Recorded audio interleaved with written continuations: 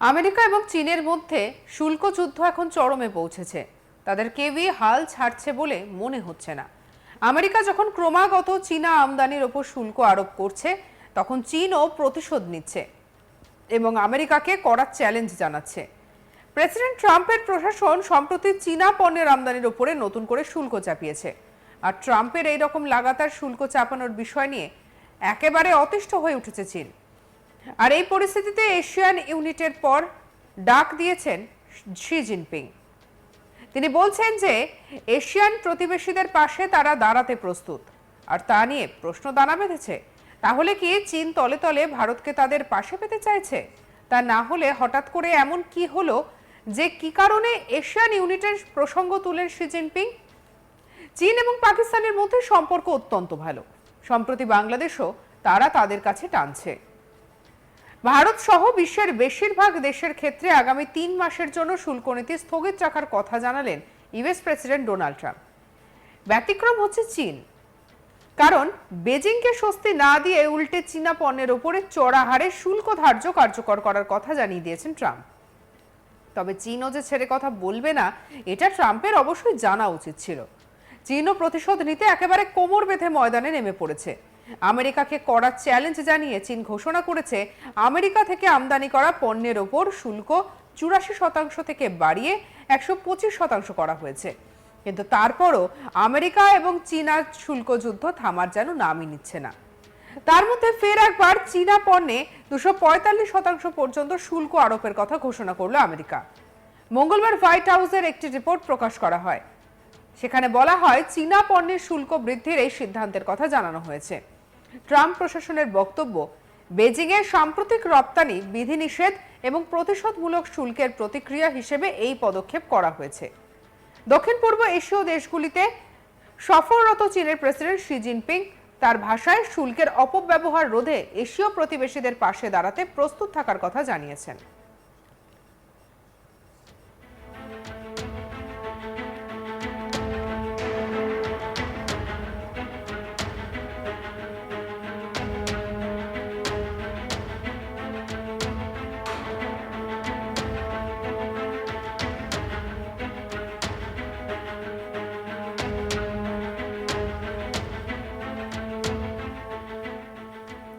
বুধবার মালয়েশিয়ায় প্রধানমন্ত্রী আনোয়ার ইব্রাহিমের সাথে সাক্ষাতের সময় তিনি এই মন্তব্য করেছেন।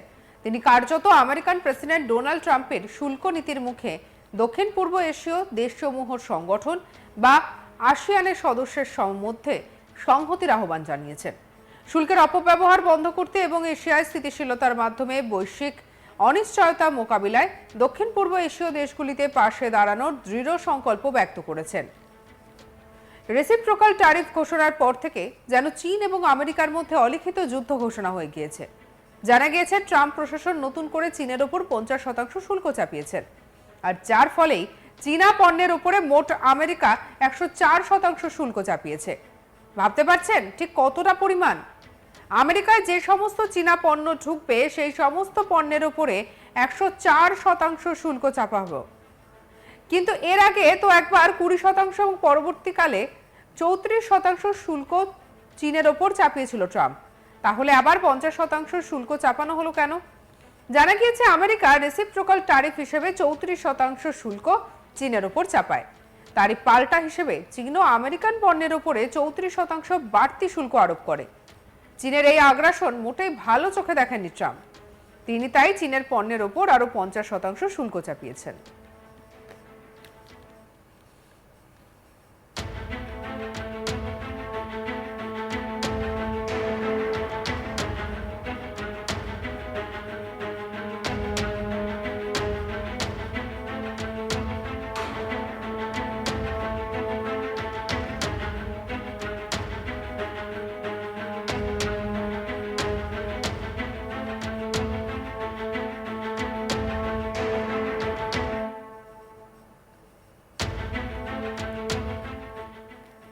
অবশ্য একই সঙ্গে দেওয়া হয়েছিল একদিনের ডেডলাইনও। চীন যদি আমেরিকান পণ্যের উপর পাল্টা ৩৪% শুল্ক তুলে নেয়, তাহলে আমেরিকায় চীনের ওপর বাড়তি ৫০% শুল্ক তুলে নেবে। ৯ এপ্রিল থেকে এই ১০৪% শুল্ক কার্যকর হয়েছে চীনা পণ্যের উপরে। এর আগে ভারত এবং পাকিস্তান কতটা আলাদা তা বোঝাতে তিনি টু নেশন থিওরি তুলে ধরে একটি মন্তব্য করেছিলেন। আমাদের পূর্বপুরুষরা বিশ্বাস করত যে আমরা সব দিক থেকে হিন্দুদের থেকে আলাদা, আমাদের ধর্ম আলাদা, আমাদের রীতিনীতি আলাদা, ঐতিহ্য আলাদা, চিন্তা ভাবনা আলাদা, জীবনের লক্ষ্য উদ্দেশ্য সবকিছুই আলাদা। সেখান থেকে দু দেশের তত্ত্ব উঠে এসেছে। এই বিশ্বাসের ওপর তত্ত্ব গড়ে উঠেছিল যে আমরা দুটি ভিন্ন দেশ, এক নয়। আমাদের পূর্বপুরুষরা এর জন্য অনেক আত্মত্যাগ করেছে। আমার ভাই বোনেরা, এটা ভুলে যাবেন না। আপনাদের সন্তানদের বলা উচিত যে তারা যেন কখনো পাকিস্তানের কাহিনী না ভোলে। কি বলেছিলেন সেনাপ্রধান আসিম মুনির? শুনবো।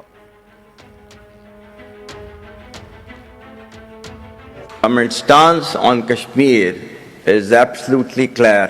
It was our jugular vein. It is our jugular vein. We will not forget it. And we will not leave our Kashmiri brethren in their heroic struggle, what they are waging against the Indian occupation.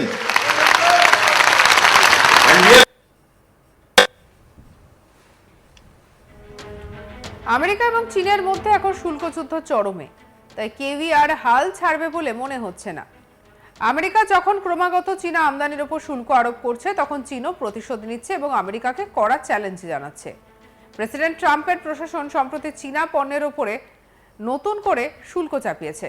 আর ট্রাম্পের এই রকম লাগাতার শুল্ক চাপানোর বিষয় নিয়ে একেবারে অতিষ্ঠ হয়ে উঠেছে চীন।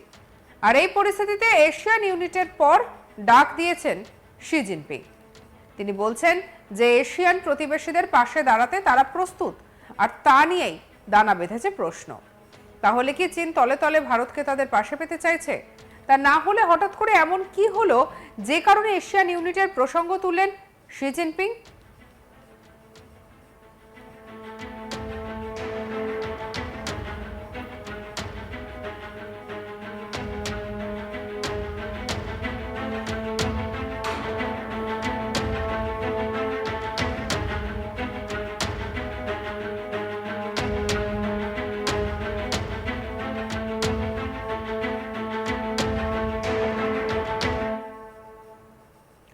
চীন এবং পাকিস্তানের মধ্যে সম্পর্ক অত্যন্ত ভালো। সম্প্রতি বাংলাদেশকে তারা তাদের কাছে টানছে।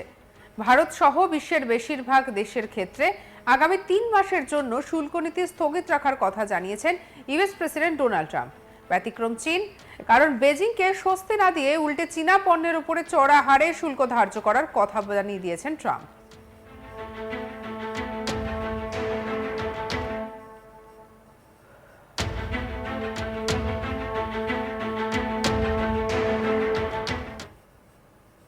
সঙ্গে রাখুন আজ তাক বাংলার ইউটিউব চ্যানেলকে। অন্যান্য খবরের জন্য লাইক, কমেন্ট, শেয়ার, সাবস্ক্রাইব করতে ভুলবেন না। হোয়াটসঅ্যাপেও রয়েছে, ফলো করুন, আপডেটেড থাকুন।